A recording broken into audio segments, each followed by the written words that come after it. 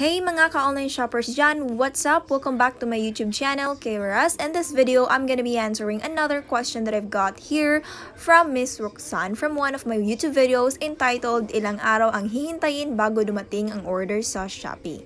Blah blah blah. Okay?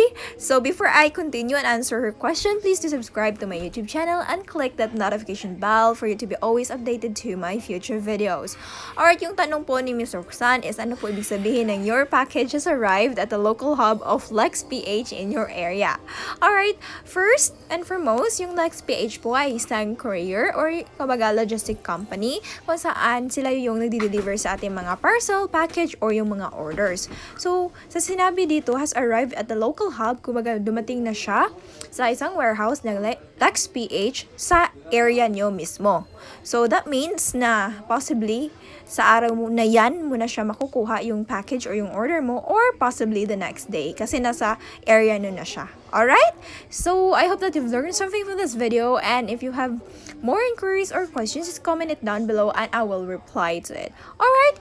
Thank you and keep safe always. And also, shout out pala kay Mr. J and Jiff Official Vlog Gonzalez. Pa-shout out po, please man mapansin. Alright? Okay, ngayon lang pa ako nakagawa ng video. Yeah, kung sino pa yung gusto magpa-shoutout, comment it down lang sa mga names nyo. Alright, so thank you and keep safe always. Bye-bye. Mwah, mwah, mwah, mwah.